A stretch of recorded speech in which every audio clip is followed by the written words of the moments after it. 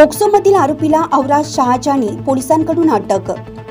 निलंगा तालुक्यातील अवराज शहाजी आणि police station येथे दाखल असलेल्या गुन्हे रजिस्टर नंबर व कलम 45/2025 कलम 64(1) 65(2) BNS 2023 सह कलम 4(8)12 POCSO मधील लैंगिक अत्याचार प्रकरणातील आरोपीला पोलिसांकडून दिनांक 27 फेब्रुवारी 2025 रोजी संध्याकाळी 6 वाजण्याच्या सुमारास अटक करण्यात आली असून आज रोजी माननीय न्यायालयात हजर करण्यात आलेला आहे।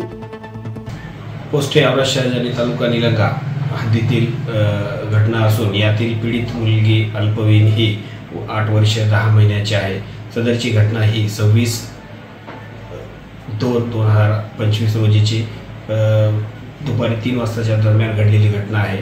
त्यानंतर यातील पीडित मुलीचे आई आणि वडील पीडित मुलीसह काल दिनांक 27 रोजी पोस्टेला सकाळी हजर आलेवरून त्यांच्या यातील पीडित मुलीच्या वडिलांच्या जबाबावरून यातील आरोपी विरोधात काल दिनांक 27 रोजी 12:18 वाजता पोस्टे अवराज शहाजानी येथे CR नंबर 45/25 कलम 64(1) 65(2) BNS आणि पोक्सो ॲक्ट 4(8)12 अन्वये गुन्हा दाखल झालेला आहे।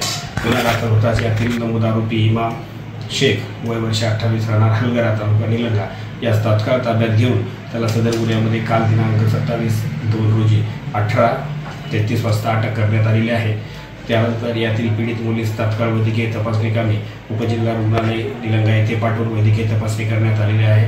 वैद्यकीय तपासणी करून सदर गुन्ह्यामध्ये माननीय पोलीस अधीक्षक श्री सोमय मुंडे साहेब, अप्पर पोलीस अधीक्षक अजय देवरे साहेब आणि उपविभागीय पोलीस अधिकारी डॉक्टर नितीन कंडेकर साहेब यांच्या मार्गदर्शनामध्ये सदर गुन्ह्याचा तपास करून घटनास्थळी फॉरेन्सिक व्हॅन टीम बोलावून घटनास्थळाचे परीक्षण करण्यात आलेले आहे। शासकीय पंचासमक्ष सदर गुन्ह्याचं घटनास्थळावर पंचनामा करून यातील आरोपीस तात्काळ अटक करून आरोपीची व पीडित मुलीची वैद्यकीय तपासणी करण्यात आलेली आहे। व पीडित मुलीची वैद्यकीय तपासणी करून वैद्यकीय अधिकारी यांनी यातील पीडित मुलीस प्रकृती स्थिर असल्याने तिला डिस्चार्ज दिलेला आहे। त्यानंतर यातील आरोपीस आज रोजी माननीय अतिरिक्त सत्र न्यायालय निलंगा यांच्या समक्ष हजर केले असता माननीय न्यायालयाने सदर आरोपीला दिवसाची PCR दिले सर त्याला 3 मार्च पर्यंत 3 दिवसाचा PCR दिलेला आहे। सदर आरोपी सध्या पोस्टेला PCR मध्ये आहे। सदर गुन्ह्याचा तपास